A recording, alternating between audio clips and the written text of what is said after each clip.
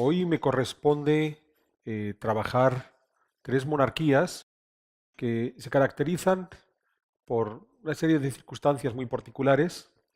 Son monarquías porque en principio el jefe de Estado está encarnado en una sola persona con el carácter hereditario que ya comenté aquí en la clase introductoria, a pesar de que ninguno de los tres tiene el título del rey. Como veremos, son dos príncipes y un gran duque. La segunda característica es que las tres están en Europa, que es un continente que, sobre todo en la Europa occidental, que es donde están estos tres países, asociamos al desarrollo constitucional, democrático, a pesar de que estas tres monarquías se caracterizan por darle a sus monarcas unos poderes que son inhabituales en las monarquías democráticas de otros países europeos, como la Gran Bretaña o como España. Y hay una tercera característica, y es que estos tres estados surgen en el desarrollo, evolución y desaparición de una entidad medieval que se llamaba el Sacro Imperio Romano Germánico, y son, entre comillas, los tres últimos elementos que quedan de ese Sacro Imperio Romano Germánico. Y es el origen de su existencia. Este imperio que fue constituido cuando decidieron hacer emperador a Carlomagno, allá en la Navidad del año 800, no era un estado unificado, el concepto que tenemos hoy en nuestras cabezas de estados unificados, donde hay unas fronteras bien limitadas y los que están dentro de esas fronteras pertenecen todos al mismo país. Era una suma de docenas y docenas de pequeñísimos estados. Ese imperio fue evolucionando. Conocemos a Carlos I, el hijo de Juana la Loca, que también fue emperador de ese imperio, que se mantuvo hasta los tiempos de Napoleón. Pues bien, cuando ese imperio se descompone, en principio la mayor parte del territorio del antiguo imperio se constituye en una serie de grandes países, las actuales Alemania, Italia, Austria, Hungría, los Países Bajos, Bélgica, pero quedaron tres minutos países como el último residuo de lo que habían sido aquel gigantesco imperio configurado por cientos de pequeños estados, que son estos tres: Mónaco, Liechtenstein y Luxemburgo. Pues bien, vamos a tratar de entender cómo funcionan estos tres pequeños países en Europa, con monarcas que, como digo, tienen una cantidad de autoridad sobre sus territorios especialmente notable. Y voy a explicarlos por orden alfabético. Empezaré por Liechtenstein, luego Luxemburgo y luego Mónaco, y además por orden de cómo por lo general los conocemos. Quizás el menos conocido de los tres es Liechtenstein y el más conocido es Mónaco. Pues bien, Liechtenstein tiene un origen relativamente antiguo. El nombre viene de este castillo. Es un castillo que se encontraba a las afueras de Viena, la capital de Austria. En la actualidad, Viena ha crecido mucho y está dentro de un parque que está dentro de Viena. Este es el castillo de Liechtenstein. Los señores de este castillo son los señores de Liechtenstein porque son los dueños del castillo y empiezan desde el siglo XII, ir acumulando territorios, primero en la zona austriaca, más tarde en el territorio entre Austria y Suiza, que es donde hoy está el Principado de Liechtenstein. También tendrán territorios en las actuales Chequia, Polonia, Eslovaquia. Son señores feudales de la época medieval que van casando a sus herederos con los herederos de otras familias, van agrupando territorios y en esa forma de ir agrupando territorios tienen territorios dispersos por todo ese sacro imperio romano-germánico. Ya digo, desde Polonia hasta la frontera con Suiza, desde Austria a algunas regiones de Chequia. En ese ir casándose con herederos, en un momento dado se emparentaron con los Habsburgo y van a ser una rama menor de los Habsburgo, los señores de Liechtenstein. No son los más importantes, no son los más notables, pero están emparentados con estos Habsburgo. Y prueba de ello es que los señores de Liechtenstein, más allá de donde tengan sus territorios, van a vivir prácticamente siempre en Viena, lo cual es llamativo porque no van a vivir en el Principado. Y es algo que se va a mantener hasta hoy. La mayor parte del tiempo, los príncipes de Liechtenstein no viven en Liechtenstein, viven en Viena, en Austria. Este caballero que tenemos aquí, Juan Adán, fue la persona que decidió unificar una serie de pequeños territorios que estaban en la frontera entre Suiza y Austria y decidió aprovechar que estos territorios se convirtieran en la base de todos los extensos territorios que tenía repartidos por todos lados. Ojo, en ningún momento dejó de vivir en Viena, en ningún momento se trasladó a vivir a Liechtenstein, pero lo que hoy conocemos como ese territorio es lo que estaba configurado por dos antiguos señoríos que Juan Adán unió, el señorío de Slemberg y el señorío de Vaduz, el condado de Vaduz, que es la actual capital del Principado. Bien, ¿dónde está este país? Este país se encuentra en este lugar que pueden ver aquí, en la frontera entre Suiza y Austria, ese diminutísimo país que tenemos ahí en ese círculo, ese es el Principado de Liechtenstein.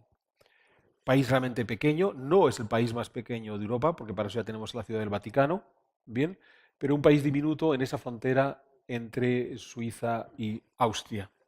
Pues bien, ese país, como digo, era territorio de la familia, el patrimonio de esta familia Liechtenstein, uno de los varios territorios que la familia controlaba. Ese país forma parte del Sacro Imperio Romano-Germánico. Después de Napoleón, el Sacro Imperio se convirtió en la Confederación Germánica. Y este caballero, Luis II, es el primero que va a decidir sacar al país de la Confederación, tratar de convertirlo en un Estado independiente de la Confederación.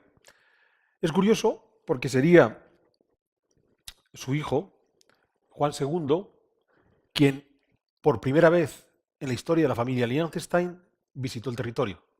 Hasta entonces, ninguno de los príncipes en los 6 siglos previos había puesto un pie en el territorio. Sabían que lo tenían, cobraban impuestos, recibían beneficios, pero nunca habían pasado por allí. Con Juan II ya se consiguió independizar completamente de la Confederación Germánica. Ojo, recuerden que Juan II, a pesar de que visita el país, no va a vivir allí, lo visita esporádicamente, no vive allí, y va a tomar una serie de medidas muy llamativas. Sale de la Confederación Germánica, ya no forma parte del antiguo Sacro Imperio Romano-Germánico, declara el territorio neutral, elimina el ejército. Cuando llega la Primera Guerra Mundial consigue que esa neutralidad se mantenga, al igual que Suiza, y a la larga se da cuenta que en realidad podía ser parte de Suiza, solo que no lo va a ser, salvo por dos cuestiones. No quiere gastarse dinero en Ministerio de Asuntos Exteriores ni embajadas, y entonces le dejará a los suizos que sean los portavoces exteriores de Liechtenstein. En la actualidad sí que hay dos consulados. Hay uno en Alemania y uno en Estados Unidos, pero son dos cosas excepcionales. Todas las relaciones exteriores de Liechtenstein las lleva Suiza. Imagínense ustedes que decimos, bueno, mira, Guatemala es un país muy pequeño, no nos vamos a gastar dinero, que nos gastamos mucho en embajadas, cónsules y ministros de Asuntos Exteriores, y que eso lo haga México en nuestro nombre y ya está. Bien. Y la segunda medida que tomó es que la moneda con la que funcionan en Liechtenstein es el franco suizo. No vamos a emitir moneda, no vamos a gastar dinero en moneda, no vamos a tener banco central, ni este tipo de cosas que también gastan mucho dinero, que sean otros los que se encarguen de hacerlo. Suena extraño, pero es un país independiente al que no le preocupa ni gastarse dinero en embajadas ni producir su propia moneda. Esto ya es una buena orientación de hacia dónde caminaba este país. Bien, Juan II fue un rey larguísimo, curiosamente no va a tener herederos directos, él no tuvo hijos, y entonces va a ser un sobrino el que se haga cargo, Francisco I, cuando se va a morir su tío. El caso de Francisco I tiene una historia muy curiosa. Es un hombre que se casó con una rica heredera alemana, Isabel de Gutmann, que era de origen judío. Y entonces, cuando él llega al poder en 1929, 4 años después, Hitler toma el poder en Alemania. Hay un partido filonazi en Liechtenstein. Los alemanes ocupan Austria. Hitler trata de ocupar Liechtenstein. El príncipe se da cuenta de que hay un doble problema. Primero puede perder el país y segundo puede perder a su esposa. De modo que decidió exiliarse para no ser él quien entregara el país y sobre todo no ser él quien perdiera a la esposa. De modo que se retiró y dejó el mando del país a un sobrino, tampoco ellos habían tenido hijos, que va a ser la persona que va a reformar completamente este principado, que es Francisco José II, alguien a quien, si ustedes estaban al tanto de estas monarquías europeas, pudieron ver ya en las revistas del corazón, porque él sí ya empezó a aparecer en estas revistas. Pues bien, Francisco José II queda a cargo del gobierno que su tío no quiere tener ya. Su tío muere poco después, de modo que le van a nombrar ya príncipe legítimo del país. Tiene que enfrentarse al problema de la Alemania nazi, que está en ese momento controlando toda Europa. Y lo que va a hacer es negarse a ser ocupado por la Alemania nazi.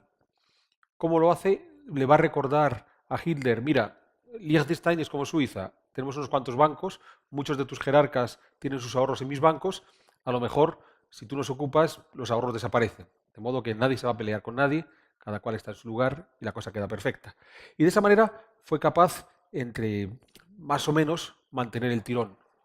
Con todo, al terminar la Segunda Guerra Mundial, le van a acusar de haber, de alguna forma, haberse coligado con los nazis. Y lo que va a ocurrir es que la familia Liechtenstein, los príncipes del Principado, ellos seguían sin vivir allí, ¿eh? Ellos no vivían allí. Lo que les va a ocurrir es que van a perder todos los territorios que la familia tenía fuera de Liechtenstein. Yo les había contado hace un momento que esta familia noble se había constituido a partir de ahí teniendo diferentes territorios en Austria, en Polonia, en Chequia, en Eslovaquia, pues al final de la Segunda Guerra Mundial les van a retirar la propiedad de todos esos territorios. Lo cual va a hacer que el señor de Liechtenstein pierde una gran cantidad de riqueza y de dinero, y es entonces cuando deciden dar un giro a la forma de administrar el país. Una vez que lo pierden todo es cuando hacen una reforma radical de su país, y en esa reforma radical de su país es donde van a decidir reducir los impuestos hasta unos niveles mínimos, favorecer el negocio bancario, pero sobre todo es un país industrial, que es algo que nos puede llamar la atención de decir un país industrial, pero si es pequeñito y está entre las montañas, en los Alpes, y no tiene puerto de mar, ¿cómo hacen para vender sus productos? No tiene recursos energéticos, el 99% de la energía que consumen la compran fuera. Bueno, han apostado por industrias de un alto valor añadido. Hay una empresa de herramientas ILI, aquí la venden. Cuando usted va a CEMACO pueden comprar herramientas ILI, es una de las grandes industrias de Liechtenstein. Entonces, lo que hicieron fue apostar por negocios de manufactura, donde ellos importan la materia prima, la relaboran y le dan un valor añadido a esa producción. Es parte de la clave de cómo funciona el país y después la cuestión bancaria, que no es tan destacada como la de cuestión industrial. Francisco José II murió en 1989 y le sucedió el actual príncipe de Liechtenstein, que es el hijo del anterior, Juan Adán II. Él ya nació al terminar la Primera Guerra Mundial. Hizo una serie de reformas agudizando esta cuestión de la economía libre. Es muy curioso porque él incluyó a Liechtenstein en el espacio Schengen, que es esta posibilidad que tienen los europeos de moverse sin que haya fronteras entre ellos.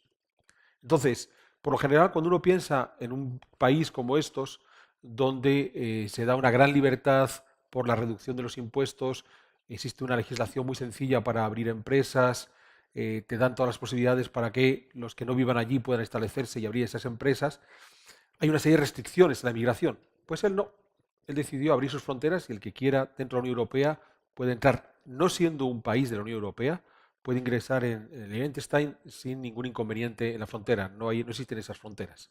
Bien, entonces es un ejemplo máximo de hasta dónde puede llevar la libertad, porque en este modelo de países donde se genera una libre empresa, reducción de impuestos y demás, suelen tener muy restringidas el acceso a la población. Hay un control severo en las fronteras, que es lo que ocurre, por ejemplo, en Suiza. Él no, él decidió abrir las fronteras.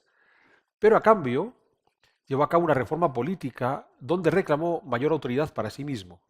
Entonces, desde el siglo XIX había una constitución que generaba una monarquía parlamentaria, el príncipe tenía su poder bastante controlado por el Parlamento, pero en 2003 celebraron un referéndum para devolverle poder al príncipe. Y en 2003 los habitantes de Liechtenstein le devolvieron poderes al príncipe.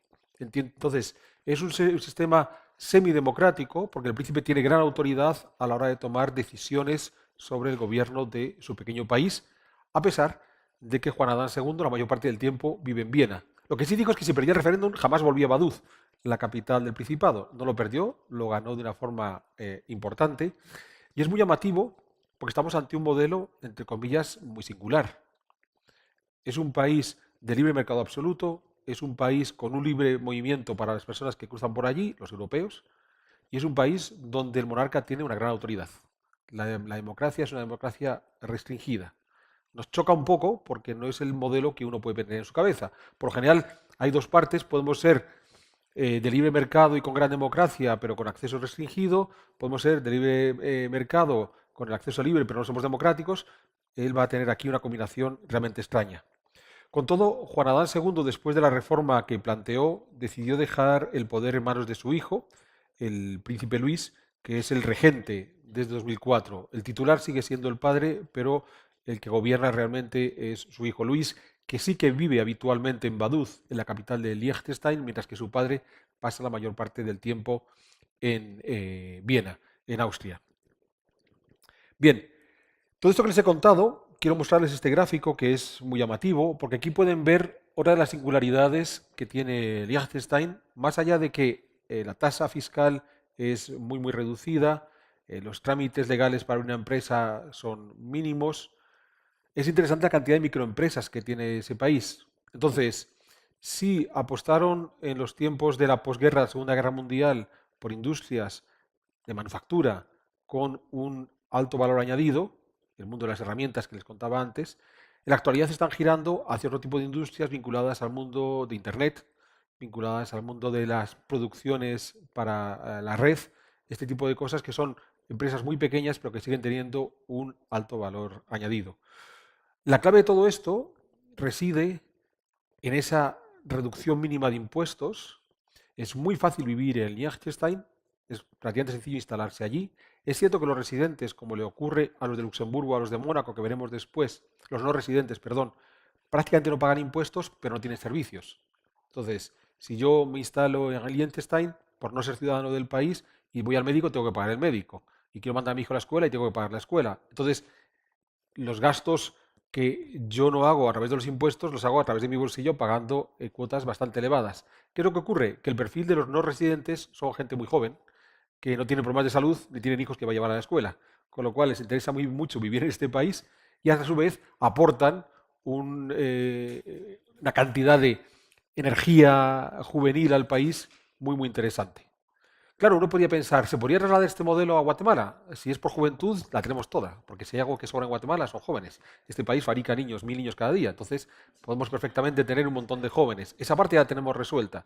A partir de ahí, podríamos ir planteándonos todas las otras alternativas que nos muestra Liechtenstein, como por ejemplo reducir su gobierno enviando embajadas y ministerios a otro país o utilizando la moneda de otro lugar.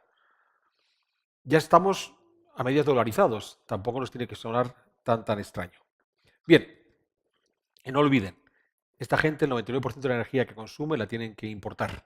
Entonces, el hecho de no tener energía para hacer mover el país no implica que un país sea pobre. Y la prueba es que Venezuela, que tiene un montón de energía, es un país pobre a pesar del petróleo que tiene. El segundo de los países europeos que vamos a ver hoy aquí es el Ducado de Luxemburgo. Este posiblemente le conocerán un poco más. En el caso del Ducado de Luxemburgo, se encuentra situado en ese punto de Europa. Bien, lo tenemos aquí. Un país muy pequeñito, instalado entre Bélgica, Francia y Alemania. La historia de Luxemburgo tiene más fuerza que la de Liechtenstein. A los señores de Liechtenstein, posiblemente ustedes pues, nunca oyeron hablar de ellos, ni de dónde venían, ni que había un castillo a las afueras de Viena que formaba parte de ese mundo.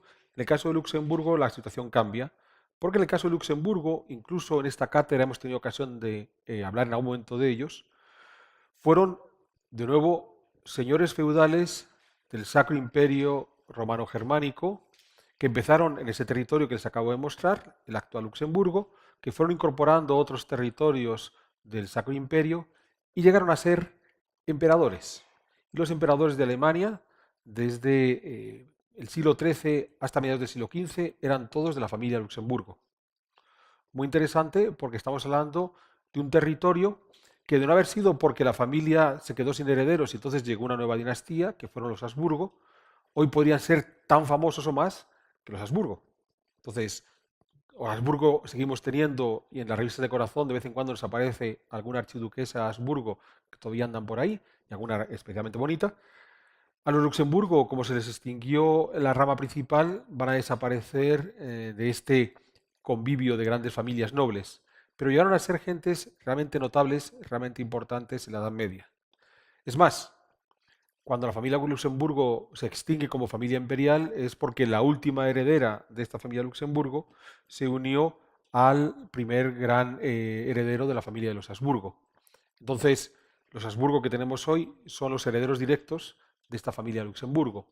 Recordemos que Carlos V el emperador, el que citaba hace un momento, el hijo de Juana la Loca y Felipe el Hermoso. Pues bien, por parte de su mamá Juana recibía la corona de Castilla con toda América y la corona de Aragón. Por parte de su papá Felipe recibía las propiedades de los Habsburgo en Austria por su abuelo Maximiliano y las propiedades de Borgoña por su abuela María. En esas propiedades de Borgoña, esa María es una Luxemburgo. Es ella la que está transmitiendo las herencias de los Luxemburgo hacia esta familia. Es más, a Maximiliano le habían casado con la Luxemburgo para tener una doble posibilidad de ser emperadores, donde somos emperadores porque somos Habsburgo y somos emperadores porque nos hemos casado con una familia Luxemburgo. Entonces, a partir de ese momento, el territorio de los Luxemburgo se incorpora a la familia de los Habsburgo. De modo que los que ustedes estuvieron aquí en esta cátedra, cuando hablábamos de la dinastía de los Habsburgo, solo tienen que recordar qué ocurría con aquella dinastía y lo que ocurre con aquella dinastía va a ocurrir con Luxemburgo. Entonces, de la misma forma que nos vamos a encontrar moviéndonos en territorios Habsburgo por toda Europa, en Milán y en Nápoles, en Austria y en los Países Bajos, Luxemburgo está en ese montón. Es más, el Luxemburgo actual es mucho más pequeño de lo que fue en época medieval y en tiempos de los Habsburgo. Aquí podemos ver una imagen de cómo fue ese Luxemburgo. Aquí tendríamos el territorio actual y todo el territorio que llegó a ser, con partes del territorio que se han incorporado a Alemania, partes que se han ido a Bélgica, partes que se han ido a Francia, hasta el punto de que en el famoso Camino Español, cuando los sucesivos reyes habsburgos tenían que pelear en los Países Bajos del Norte, lo que actualmente son los Países Bajos, Holanda, tenían que enviar el dinero para pagar sus tropas, el Camino Español pasaba por aquí. Recuerden que en principio los metales preciosos, sobre todo la plata, llegaba desde Hispanoamérica, iba a cruzar todo el Atlántico, llegaba al puerto de Sevilla y desde Sevilla se enviaba hacia los puertos de la costa levantina, hacia Valencia, para mandarlo a Génova y desde Génova iba subiendo por la frontera entre Francia y Suiza, la frontera entre Francia y Alemania, hasta llegar a los Países Bajos, cruzando estos territorios. Entonces, es muy llamativo porque Luxemburgo fue un elemento clave en esta ruta de los bienes de las plata que mandaban de Hispanoamérica a pagar los ejércitos de los Habsburgo de los Países Bajos. Era una de las paradas obligadas. Y es muy llamativo porque Luxemburgo fue un país, en principio, francófono, bien, pero gracias a este vínculo con el mundo hispano, con una tradición española muy interesante. Sin embargo, Luxemburgo paulatinamente se fue germanizando. Lo que les va a ocurrir en Luxemburgo es una historia muy singular. Cuando se provoca la guerra de sucesión en España, cuando los Borbones se instalan en Madrid, los Habsburgo deciden que no van a dejar todo el patrimonio de la antigua corona de España a los Borbones y una parte que se la quedan ellos. En esa parte que se quedan ellos se va a crear un gran reino de los Países Bajos, de Holanda. Y a ese gran reino de los Países Bajos le van a dar, entre otros pedazos, Luxemburgo. Entonces va a haber una neerlandización de Luxemburgo. Les van a ir germanizando un país que en principio era entre francófono y español. Bien. Curiosamente, la entrega fue muy singular porque Luxemburgo no formaba parte del reino de los Países Bajos, pero sí era patrimonio de los reyes de los Países Bajos. Entonces, durante largo tiempo, los señores de Luxemburgo son los reyes de los Países Bajos, pero no siendo el mismo país. Es el caso que ustedes habrán visto con la reina de la Gran Bretaña. Ella es la reina de Belice, ella es la reina de Canadá, ella es la reina de Australia, pero Australia no pertenece a la Gran Bretaña hoy, ni Canadá pertenece hoy a la Gran Bretaña, aunque tenga el mismo rey. Bien. Y es muy llamativo porque cuando se independiza Bélgica, en 1830, se separa de los Países Bajos, Luxemburgo también reclama dejar de tener ese vínculo tan directo con los Países Bajos, pero siempre respetando a los reyes de Holanda como sus señores. Entonces, en un equilibrio parecido al de la Commonwealth que tenemos en la actualidad, donde, vale, yo no quiero ser inglés, pero quiero que la reina de Inglaterra siga siendo mi soberana, mi soberana. ¿De acuerdo? Esa es la situación que van a vivir estas gentes de Luxemburgo.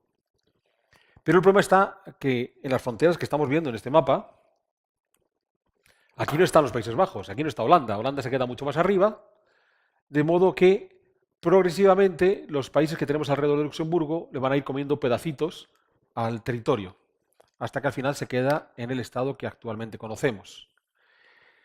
Esto va a llevar a que en un momento dado se separan completamente, ya no van a tener como soberanos a los reyes de los Países Bajos, pero sí a familiares de los reyes de los Países Bajos, pero Luxemburgo va a ser consciente de que por sí solo, como un país pequeño, se lo pueden terminar por comer. Entonces, en la Primera Guerra Mundial fue atacado por los alemanes, en la Segunda Guerra Mundial fue atacado e invadido por los alemanes, él piensa, a lo mejor en la tercera desaparecemos. De modo que Luxemburgo, a pesar de que perteneció al reino de Holanda, se separó y se quedó bajo el dominio de los reyes de Holanda. Dejó de tener a los reyes de Holanda como soberanos y van a tener unos parientes de la casa de Nassau, la misma casa que gobierna Holanda, como duques de Luxemburgo. Van a ser en 1958 los que comiencen el proceso de unificación de Europa. Van a ser conscientes de que por sí solos, ese país pequeño, dado la situación geográfica en la que se encuentran, en cualquier momento se los comen otra vez. Claro, ustedes me dirán, ¿y por qué los de Liechtenstein no tenían ese problema? Claro, Liechtenstein dijo, somos neutrales, que no nos ataque nadie. Es que están en lo alto de los Alpes.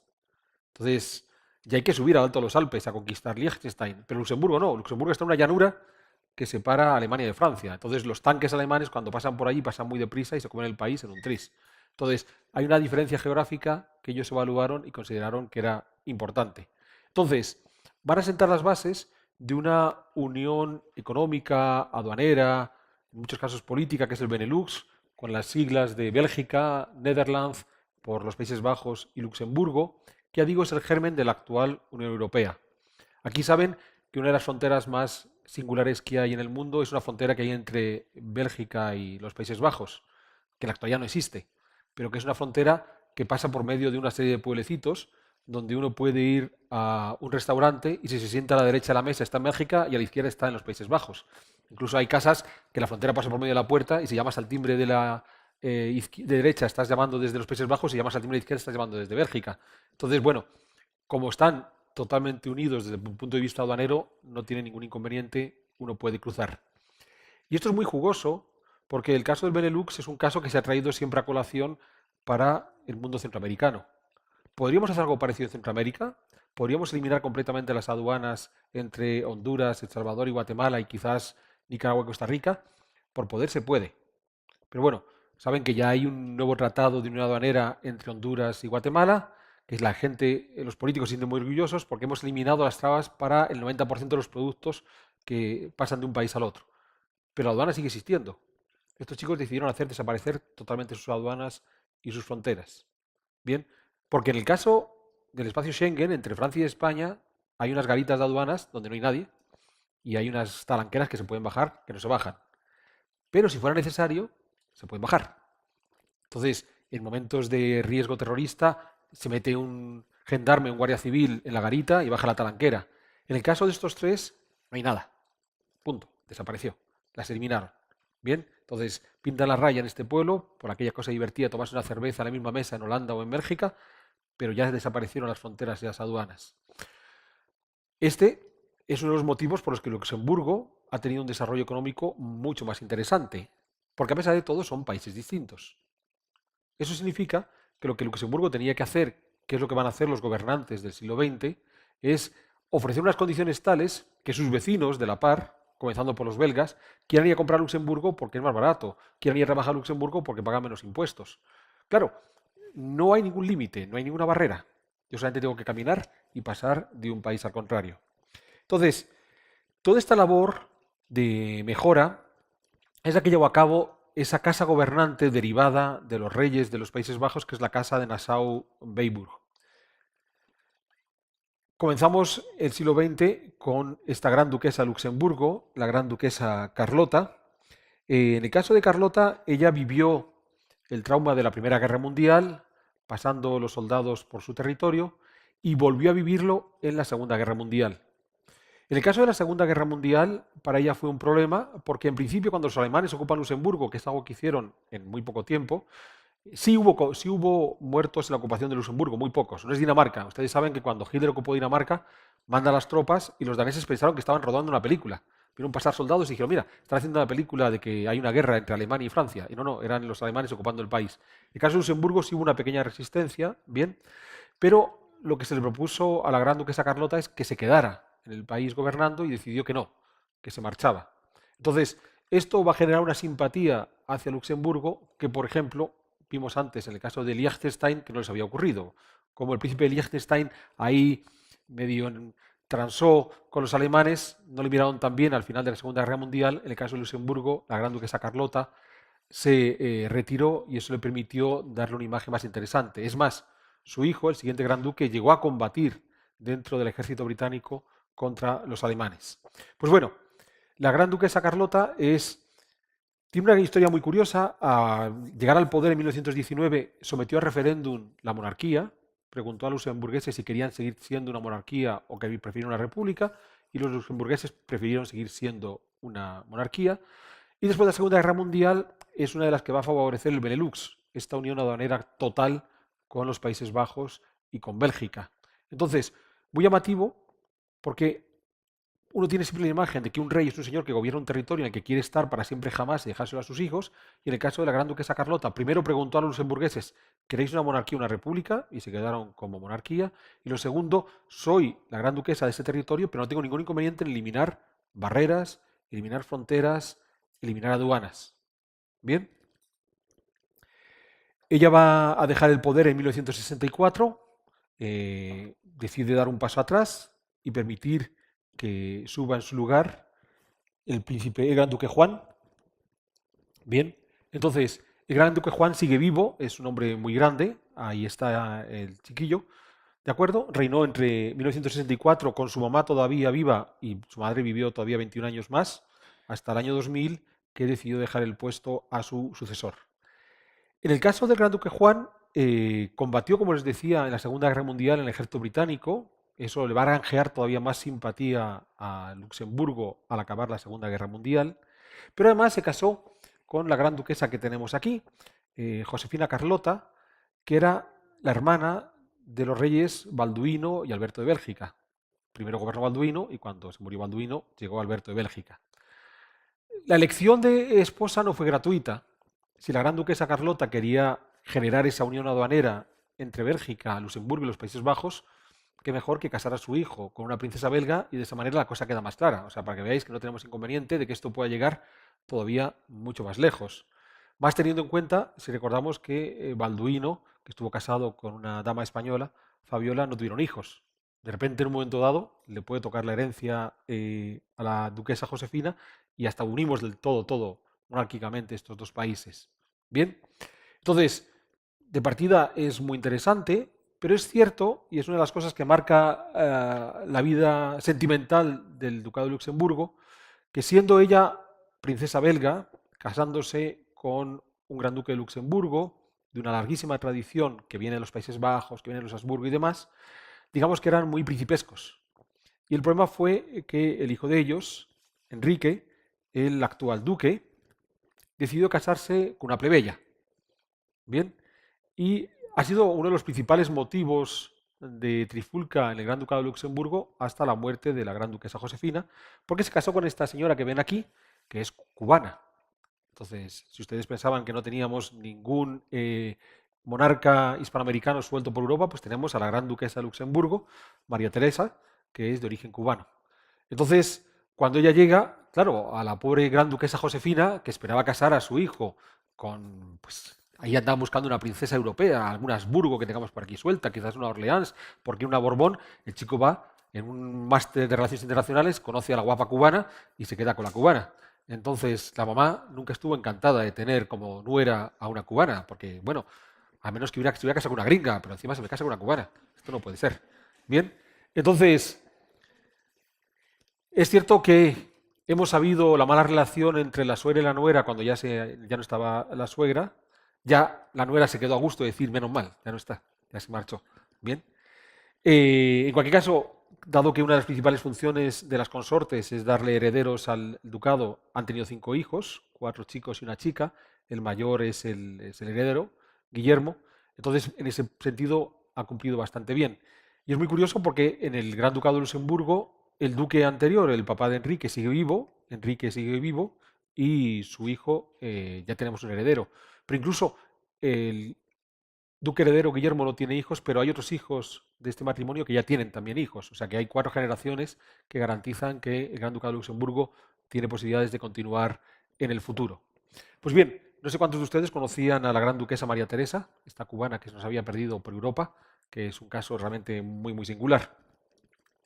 Luxemburgo, como en la situación de Liechtenstein, es un país pequeño, tiene más recursos que Liechtenstein, porque es un país relativamente más grande, está mejor comunicado, por ahí anda corriendo el Rin, eso facilita un montón el comercio, bien, pero sobre todo apostó de nuevo por una economía basada en la baja presión fiscal. Entonces, es un país donde el impuesto sobre la renta a los ciudadanos de Luxemburgo es relativamente pequeño. Los no residentes, como en el caso de Liechtenstein, no pagan impuestos, pero a cambio no reciben servicios. Bien, esto es una cosa que llama mucho la atención, porque uno de los problemas que tenemos en los estados de bienestar, por ejemplo, el caso de España, es que los no residentes, pensemos en todos los africanos que llegan en las pateras cruzando el estrecho de Gibraltar, en cuanto llegan se le dan servicios. Bien, entonces no se les pide que paguen por ellos y se le da una serie de servicios, sobre todo de salud. Parece que desde el punto de vista de la solidaridad es lo menos que hay que ofrecerles. Por decir, acaban de llegar, están los chicos maltrechos, que menos que colaborar con ellos en ese paso. Bueno, uno podría pensar que en un caso de emergencia se puede resolver, pero en Luxemburgo te van a decir, bueno, pero a partir de ahí trabaja y gana tu salario y págate tus servicios. Y si no trabajas y no ganas salario y no pagas tus servicios, pues te vas. O sea, ¿por qué te tengo que mantener aquí? Entonces, ¿hay más africanos en España que en Luxemburgo? Sí, porque España es mucho más grande que Luxemburgo. ¿Hay africanos en Luxemburgo? Un montón, porque Luxemburgo, a pesar de haberse germanizado, sigue hablando francés y hay muchos africanos del África francófona que van a Luxemburgo. ¿Y qué hacen los africanos en Luxemburgo? Pues trabajan, porque si no trabajan no se pueden pagar el hospital, ni se pueden pagar el médico, ni se pueden pagar la educación de sus hijos. Entonces, ¿hay un problema de enfermedades en Luxemburgo porque estos africanos llegan y no tienen con qué pagarse la salud? No, porque si no se pueden pagar, se tienen que marchar. Ya está. Entonces, no es un modelo fiscal donde estemos generando gente que se encuentra en una situación lamentable. Al contrario, no es el caso de Liechtenstein, que tiene un nivel de riqueza espectacular, pero sí es un país donde, si usted viene, no es ciudadano y no paga impuestos, cualquier servicio lo tiene que pagar. Y si no puede pagar los servicios, pues tendrá que marcharse. Ya está, es muy fácil. Esa es la solución. Bien, es un país con una industria de acero notable, lo cual tampoco nos tiene que llamar la atención por la región en la que se encuentra. Está la vecindad del Ruhr, que es la otra gran región de industria siderúrgica en Alemania. Entonces sí tienen una industria de acero importante, porque a Luxemburgo, como a Liechtenstein, le acusan de ser paraísos bancarios donde la gente oculta su dinero. Sí es cierto que hay una parte importante de la actividad de Luxemburgo vinculada al sector bancario, pero la mayor parte está vinculada a la industria del acero. Es decir, es un país que tiene un montón de fábricas. Es un país que tiene un montón de fábricas que en principio contaminan.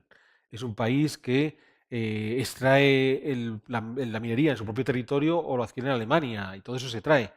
Y sin embargo es un país que no está entre los países más contaminantes del mundo, que tiene unos espacios de reserva natural importantes y notables.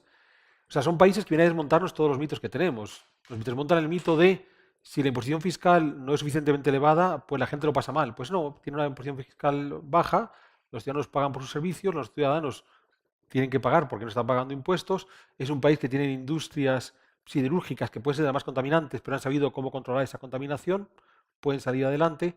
De nuevo, como en el caso de Liechtenstein, no es un país que tenga grandes recursos energéticos, la mayor parte lo tienen que adquirir y son países que pueden salir adelante. Esto lo que nos está indicando es que son países donde el problema no reside en qué recursos naturales cuenta uno, en qué recursos energéticos, es una cuestión institucional. Es decir, cuando uno se plantea, bueno, ¿y Guatemala por qué no es capaz de salir adelante? No tenemos petróleo, y como no tenemos petróleo, nos lleva mal. Bueno, hay un poco de petróleo en el Petén que saca la Basic, pero casi nada. Nos va a ir mal. Bueno, pues Liechtenstein no tiene petróleo y Luxemburgo no tiene petróleo. Bueno, es que los puertos de Guatemala, pues los que tenemos en el Caribe es pequeñito y los del Pacífico son muy malos. Bueno, estos dos ni siquiera tienen puertos. No les importa, no. Es que tenemos que generar industrias limpias porque si no son industrias limpias destrozamos el mundo y el mundo se va al carajo. Bueno, pues estos tienen industrias siderúrgicas y metalúrgicas y un respeto por la naturaleza interesante. Entonces, todo esto que nos van contando, cuando uno analiza este tipo de países, es donde uno puede decir, hay alternativas. Porque además, tampoco son países que podamos acusar de decirles, claro, es que en realidad España hoy está bien porque hace 500 años, como nos recordaba López Obrador al comienzo de semana, se llevaron todo el oro de América y por eso el país salió adelante. Bueno, pues estos dos no tienen ese tipo de historia. Lo que les he contado tanto de Liechtenstein como de Luxemburgo no son países conquistadores que han creado grandes imperios. No, no. Son países que han generado una institucionalidad donde lo que se busca es que la gente pueda intervenir libremente, que tenga iniciativa, que sean emprendedores. Y de esa forma funciona. Y por supuesto, hay un sector bancario, sí, pero es que ese sector bancario lo podríamos tener en Guatemala, porque está en Panamá. O sea, no es que tenga uno diga, bueno, es que estas cosas de los paraísos bancarios solamente se dan en Europa, solamente los encontramos en Mónaco, en Liechtenstein y en Luxemburgo. No, en Hispanoamérica lo tenemos en Panamá. Entonces, ¿en Panamá qué hacemos? En Panamá damos un marco legal estable. No cambiamos las leyes cada dos por tres. Es un país donde la impunidad es muy baja, es un país donde hay un respeto a la ley, es un país donde hay una cierta seguridad. Pues si tuviéramos todo esto en Guatemala, podríamos tener el modelo de Luxemburgo. Podríamos tener una baja presión fiscal, unas industrias siderúrgicas, metalúrgicas o un sector bancario importante. Es una cuestión de instituciones. Las instituciones las hacen las personas, ¿eh? Las instituciones no bajan del cielo, las instituciones no se heredan, las personas las construimos. Entonces, esta gente optó, han visto que en los dos casos después de la Segunda Guerra Mundial, por generar un marco institucional, un marco legal, un marco fiscal que favoreciera este tipo de economía.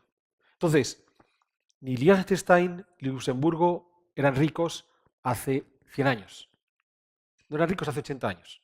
Posiblemente la renta per cápita de Liechtenstein o Luxemburgo hace 80 años era más baja que la de Guatemala.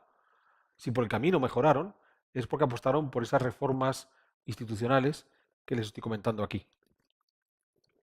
Por cierto que, como todos ustedes saben, cuando López Obrador dijo que el pobre Felipe VI tenía que pedir disculpas, yo le recuerdo, ya se lo he contado aquí alguna vez, pero se lo recuerdo una vez más, por si lo olvidaron, que yo que vengo de España, yo nací en España porque mis abuelos se quedaron en España.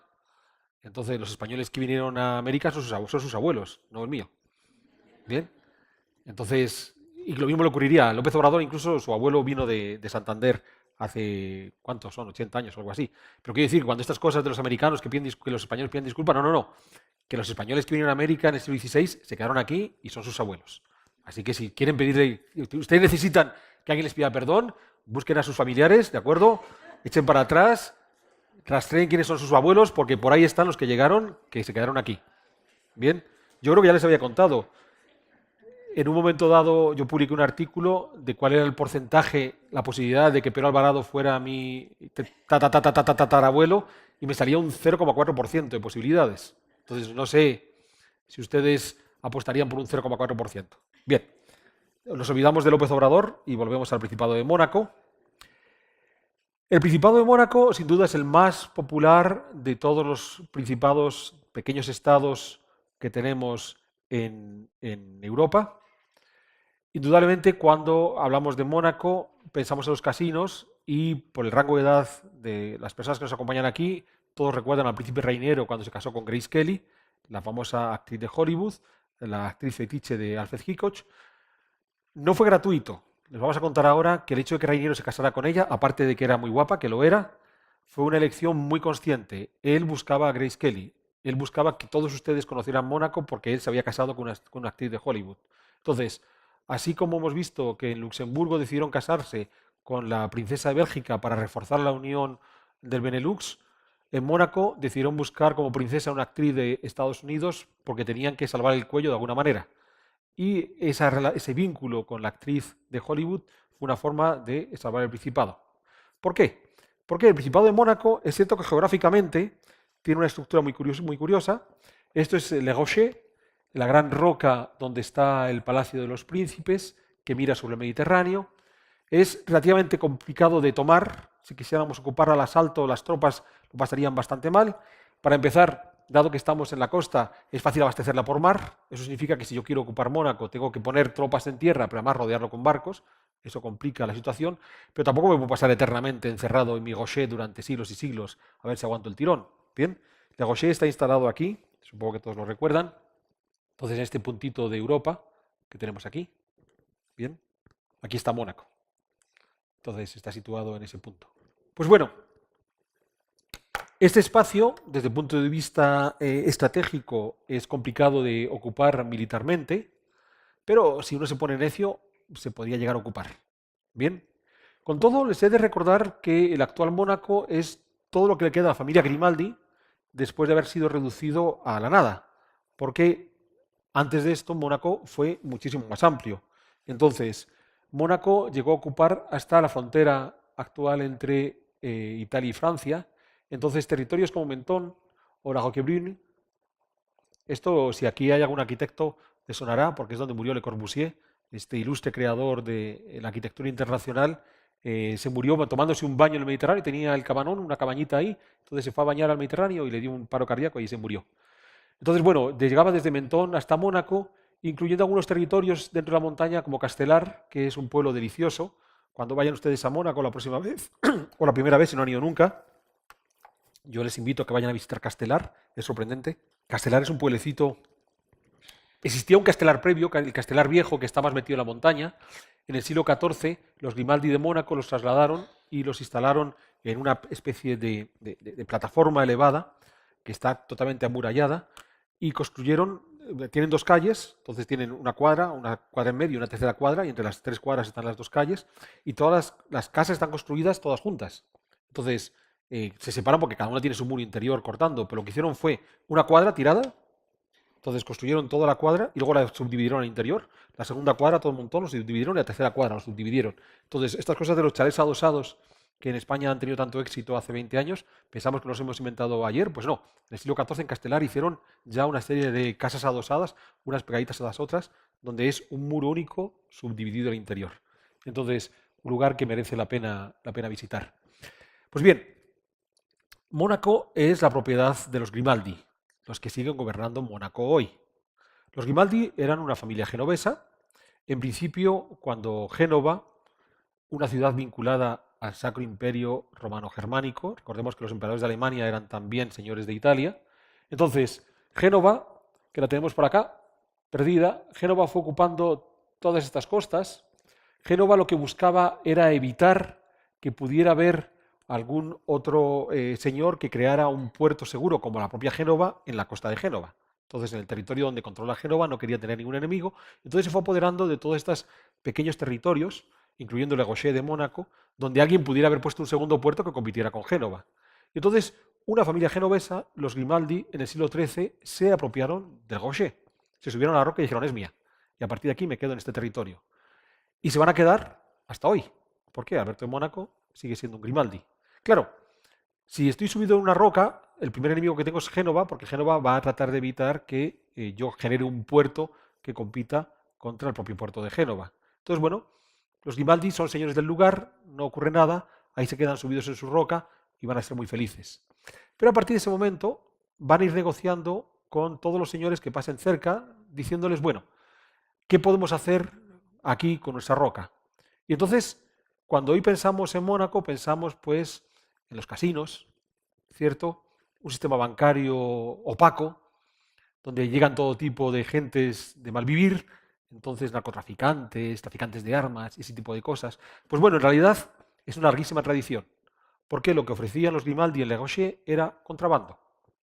Ustedes quieren hacer entrar algo de contrabando de cualquier lugar a cualquier lugar. Me lo traen aquí, aquí lo escondemos y funciona muy bien.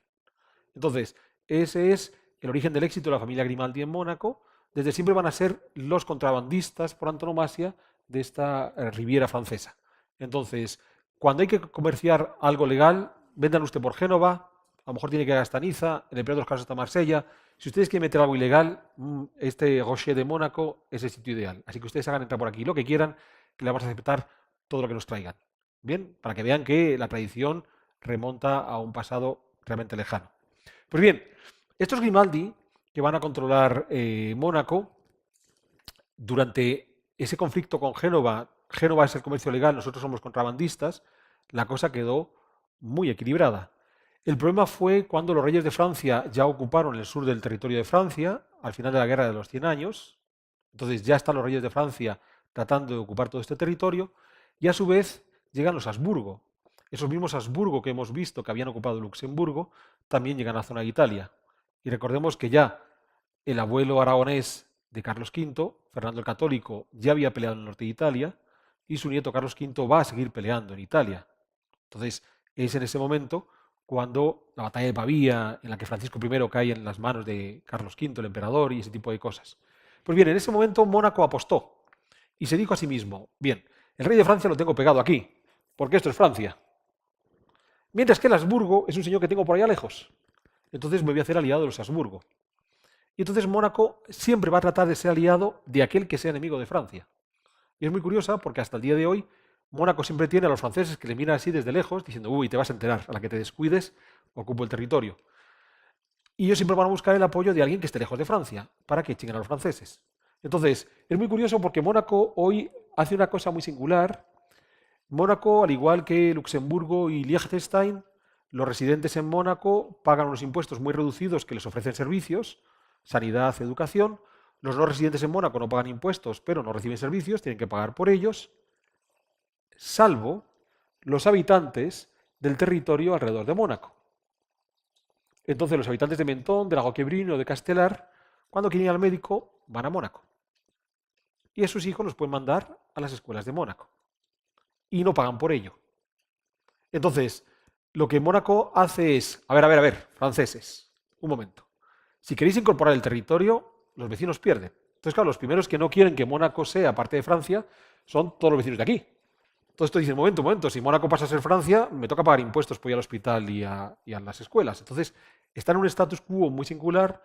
Los vecinos de los alrededores de Mónaco pueden acudir a Mónaco, utilizar los servicios públicos de Mónaco, pero no tienen que pagar por ellos. De modo que han encontrado otra estratagema Mónaco para que los franceses no terminen de absorber el territorio.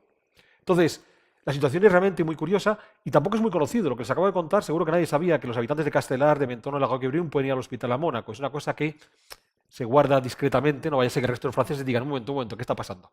Porque ellos sí y nosotros no. Bien, yo trabajé en Castelar haciendo el inventario de patrimonio hace ya un montón de tiempo, hace como 10 años, y fue cuando descubrí todos estos tejemanejes que tienen los habitantes de la zona con Mónaco. Bien, entonces, se van a liar a los Habsburgo y esto va a provocar que Mónaco fuera atacado varias veces para ser ocupado por la armada turca. Seguro que tampoco lo sabían. El principal riesgo de los monegascos eran los turcos, porque los turcos son aliados de Francisco I de Francia.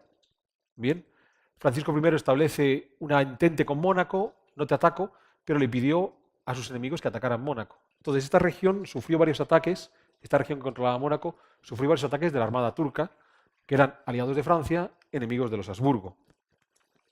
La situación de Mónaco, siempre ese extraño equilibrio con Francia, se va a complicar en los tiempos de Napoleón, porque con Napoleón él sí va a ocupar Mónaco. Bien, los Grimaldi tienen que exiliarse una temporada. Cuando cae Napoleón, los Grimaldi recuperan el poder en Mónaco, pero entonces surge otro inconveniente, y es que todo este territorio que tenemos por aquí había pasado a formar parte de la Casa de Saboya. La Casa de Saboya es el origen de la actual Italia. El Reino de Italia se configura a partir del reino de los Saboya y Cerdeña, que van unificando. Y entonces los Saboya van a negociar con Napoleón III, años después. Los Saboya van a entregar este territorio de vuelta a Francia. A cambio, Napoleón III les ayuda a configurar Italia y entonces Mónaco vuelve a quedar él solito frente a los franceses. Bien, y entonces es en ese momento cuando gobierna este príncipe Grimaldi, Carlos III, que decide hacer algo absolutamente inesperado y dice, bueno, los franceses ya me han conquistado en los tiempos de Napoleón, lo han intentado siempre, ¿qué puedo hacer yo para estar seguro de que Francia no ocupa mi país? Pues inventó una cosa muy divertida, que es la Société de Vins de Mer de Montecarlo. Una sociedad encargada de desarrollar lugares de recreo para los turistas, pequeños hotelitos y tomarse baños de mar. Una sociedad encargada de crear casinos. Entonces es muy simpático porque se ocurrió la solución última que se le puede ocurrir a un pequeño país como este. ¿Qué ocurre si yo hago una serie de instituciones que en Francia no están desarrolladas, donde los ricos franceses pueden venir a ganar su dinero o a perderlo? De repente los franceses me van a apoyar. Y entonces van a basar la independencia del Principado en su sociedad de baños de mar de Montecarlo. Van a basar la Montecarlo porque se llamaba Carlos III. Bien, va a basar su independencia en el sistema de casinos. señores corruptos de Francia, ustedes que tienen que lavar su dinero, yo les ofrezco la posibilidad, vengan a jugar al casino y yo les lavo el dinero. Claro, a partir de ahí cualquier político corrupto francés va a decir, ¿para qué vamos a ocupar Mónaco? Con lo interesante que es poder ir a limpiar el dinero allí sin que nadie me busque las cosquillas ni nada por el estilo. Y esta es la razón por la que Mónaco va a lograr sobrevivir todavía una larga temporada sin que los franceses lo ocupen, a pesar de las ganas que tienen de querer ocuparlo. Es muy creativo como solución. Vieron que en Liechtenstein fue una cuestión bancaria, bajos impuestos y demás. En Mónaco es la sociedad de Bain-de-Mer. Lo curioso es que la sociedad controla buena parte. Le Gaucher es la propiedad privada de los príncipes de Mónaco. La Société controla la mayor parte de las playas donde están los casinos. El príncipe es el principal accionista de la Société. Entonces, Mónaco en principio es una monarquía parlamentaria plenamente democrática. Hay un primer ministro, hay un parlamento, hay unas elecciones, se vota por ellos. ¿Vale? Pero dado que el príncipe es el dueño del Gaucher y la mayor parte del dueño de la Société de Vandenberg, quien realmente manda es el príncipe. Entonces, esta es la principal empresa de Mónaco, es la que da más puestos de trabajo, es la que tiene más empleados. Entonces, imagínense ustedes que el Parlamento de Mónaco decide, qué sé yo, que mañana vamos a cerrar, vamos a obligar a cerrar a las 5 de la tarde.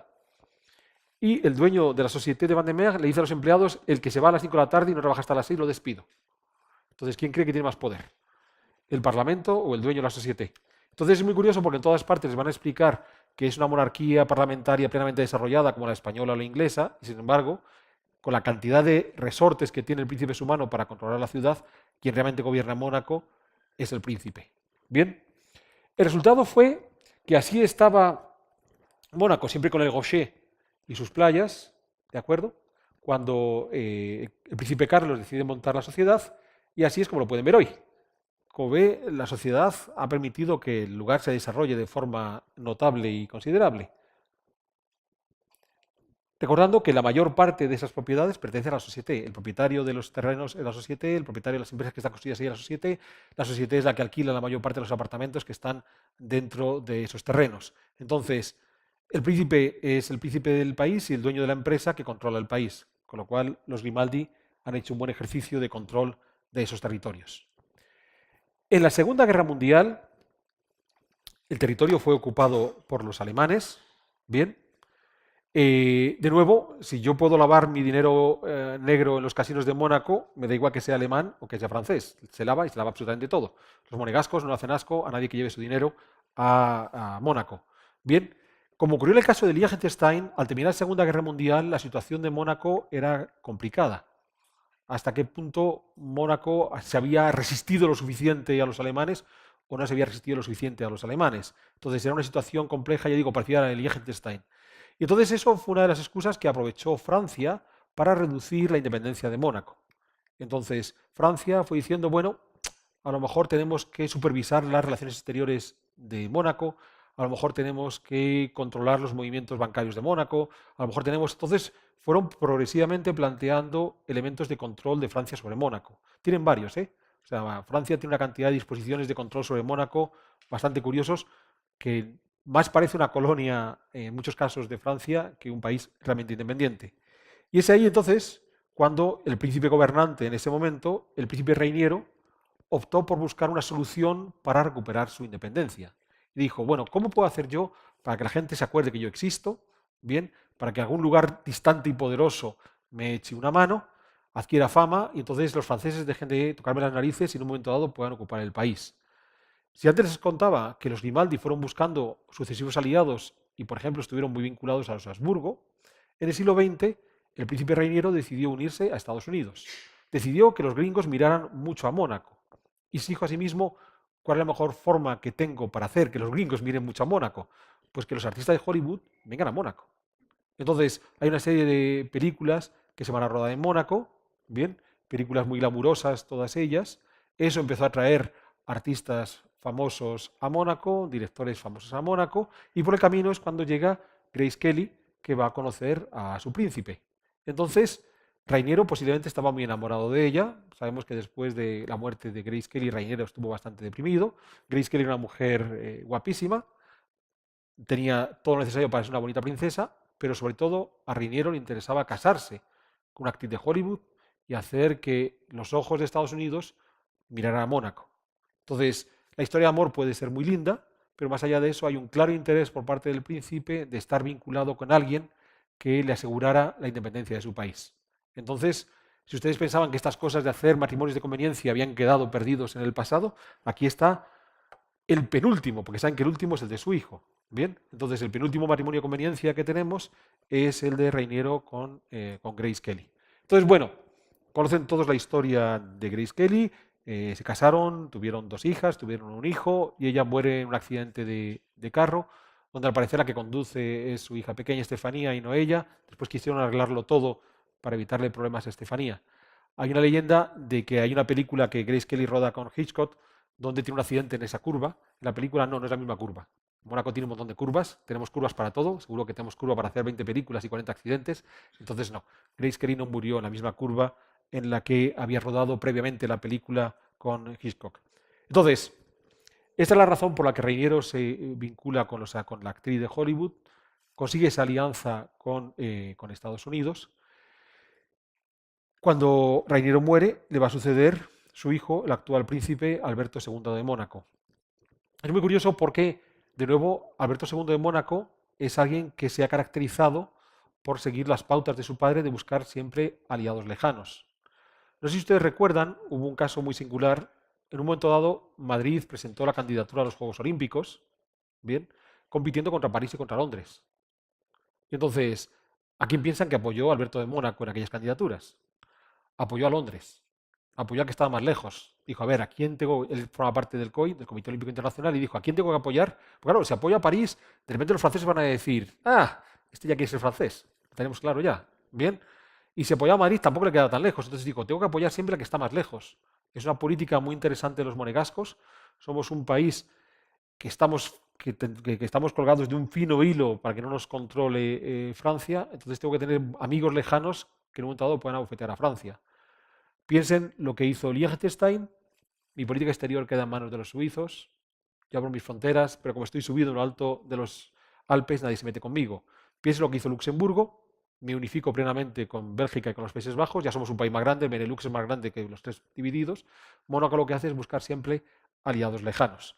Y además, Alberto, siguiendo los pasos de su padre, no solamente busca aliados lejanos, saben, Alberto de Mónaco, un hombre con una vida amorosa compleja, bien, realmente accidentada, pues tenía que tener un heredero, porque además son príncipes católicos, los príncipes de Mónaco. Entonces, una de las formas que han tenido de refrendar su autoridad sobre el principado es que siempre han contado con el visto bueno del papado. Entonces teníamos el problema de que Alberto no tenía heredero, porque el chiquillo sí tenía por ahí alguna hija perdida, pero no reconocida.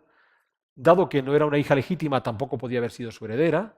Si él hubiera muerto sin herederos, en principio el testigo le pasaba a su hermana Carolina y a los hijos de Carolina, pero como los hijos de Carolina nacieron de un matrimonio no legitimado, pues dado que Mónaco es un principado católico, iba a tener grandes dificultades para poder heredar sus sobrinos el principado de Mónaco, de modo que, ante el temor de que los franceses se comieran el país, porque existía un acuerdo entre Francia y Mónaco de que si no hay heredero legítimo en Mónaco, Mónaco pasa a formar parte de Francia, pues entonces, dado que el chiquillo tenía que conseguir mujer fecunda y que le diera hijos, pues encontró a esta guapa nadadora sudafricana, Charlene, y se casa con ella. Saben que la vida de Charlene pues es todavía más triste que la de Grace Kelly. Grace Kelly todavía disfrutaba de Mónaco y de los paseos. Charlene saben que es una mujer que tiene una vida bastante triste, porque, claro, ayer prometieron que iba a ser princesa de Mónaco y pues, de partida queda muy chulo. Hemos visto todos un montón de películas en Netflix donde aparece la no europea, una gringa de turno que conoce al hombre guapísimo y le dice, pues fíjate, soy el príncipe de no sabemos qué extraño país en los Balcanes o en el centro de Europa. Pues a Charlene le pasa lo mismo. Esta chica que vivía en Sudáfrica, de repente le ofrecen la posibilidad de ser princesa de Mónaco, un principado que tiene ya 7 siglos y que está en Europa y que tiene casinos y la Costa Azul y el mar Mediterráneo, y es maravilloso, pero todos saben que el matrimonio es un tanto complejo. Ha cumplido, tuvieron mellizos, el varón es Jaime, que nació después. Entonces, ahí todavía manda la sucesión masculina, y entonces eso hace que Charlene ha dado el heredero que necesita Mónaco, con lo cual Mónaco se libra de ser incorporado a Francia. Es cierto que las últimas medidas que tomó Reiniero quiso quitar esa ley por la cual si no hay un heredero legítimo del Principado de Mónaco, el Principado de Mónaco se incorpora a Francia. Pero es una ley discutida. El hecho de que la eliminara Reiniero es algo que todavía está en discusión, de modo que si Charlene no le hubiera dado su hijo Jaime Alberto, Mónaco corría el riesgo de incorporarse a la República Francesa. De modo que ahí cumplieron. Mónaco sigue funcionando igual que lo había hecho el príncipe Carlos III, basado en la Société de Vendémiaire. Lo que vamos a hacer es un complejo sistema de espacios de recreo, casinos. Sí que hay un negocio bancario interesante, pero no es tan destacado como puede ser el de Luxemburgo o el de Liechtenstein. Mónaco es todavía mucho más pequeño que Liechtenstein o que Luxemburgo. Bien, y sobre todo clave en este entramado de casinos, bancos, lugares de recreo, lo más importante es que todo depende de la autoridad del príncipe. Entonces hay un gestor, ahí sí que hay que reconocerles que los sucesivos Grimaldis que han gobernado han tenido buena mano para gestionar, han sido gentes que no se han peleado con sus clientes, que han sido capaces de ofrecer un producto que seguía atrayendo al público y de esta manera el Principado sobrevive. Pues bien, hasta aquí lo que le quería contar sobre las pequeñas monarquías europeas en este siglo XXI. La característica de las tres es que no era la monarquía lo que estaba en riesgo, era el país lo que estaba en riesgo. El debate aquí no era si seguimos teniendo o no tenemos el monarca como jefe de gobierno, como jefe de Estado. Ya hemos visto que en algunos casos la gran duquesa de Luxemburgo sometió su monarquía a un referéndum, salió adelante. El príncipe de Liechtenstein en 2003 hace una reforma para tomar más poder, salió adelante. En Mónaco no votan nada, mandan en todas partes, entonces no hay ningún problema. Bien, entonces el debate no es sobre si monarca o república. El debate es sobre si el país existe o no existe. El debate es cómo hacemos para que estos países sigan existiendo como países independientes. Y en los tres casos han optado por soluciones donde lo que han conseguido es privilegiar la economía de tal manera que además de ser países que son muy ricos, y de nuevo, Mónaco hace 100 años sí era un país rico. Bien, incluso hace 150 años era un país rico. Hace 200 no, pero hace 150 años era un país muy rico. Liechtenstein y Luxemburgo no. Entonces, apostaron por mejorar notablemente las condiciones de vida de esos países. Eso, por supuesto, refuerza en la identidad de esos países. Yo quiero ser el habitante de Liechtenstein o quiero ser el habitante de Luxemburgo. Recuerden, yo siempre contaba en la introducción de esta cátedra. Cuando ustedes digan si quieren una república o una monarquía, ustedes digan, hombre, pues si el monarca es el príncipe de Liechtenstein, me interesa, porque es de los países más ricos del mundo y de los países con mayor grado de libertad. Bien, si la república es Venezuela, pues la jodimos. Y el problema es que las repúblicas tienden más a ser Venezuela que a ser otra cosa. Entonces, son países que han sido capaces de generar unos modelos económicos que garantizaban la propia existencia del país. Y son países que han generado unos modelos económicos donde la clave ha sido libertad. Baja imposición fiscal, libertad de mercado, cuestiones legales para abrir empresas reducidísimas, intervención mínima del Estado. Y sin embargo, a pesar de ser países con una intervención mínima del Estado, abrir una empresa en Mónaco, abrir una empresa en Liechtenstein o abrir una empresa en Luxemburgo es muy fácil. El nivel de impuestos que se paga es muy reducido. Bien, a pesar de eso son países con unos jefes de Estado autoritarios, con unas figuras de jefes de Estado que mandan mucho sobre el país, pero que no hacen uso de ese poder. Entonces, es muy llamativo, porque claro, de nuevo en el debate república-monarquía podemos llegar a las soluciones de unas monarquías semidemocráticas, donde curiosamente lo que menos importa es lo mucho que manda el monarca. Nos da igual. Bien, puede tener toda autoridad, no hace uso de ella. Nos da libertad para que podamos utilizar esa libertad. ¿Esto significa que la libertad la puede garantizar un monarca autoritario? No. Pero al menos en el caso de Liechtenstein o Mónaco funciona. Al menos en el caso de ellos. Bien, no es que funcione para todos, pero es algo que nos tiene que invitar a reflexionar. De nuevo el debate monarquía-república y de nuevo el debate cuánto Estado, qué grande es el Estado, qué grado de libertad hay que dar. Pues muchas gracias.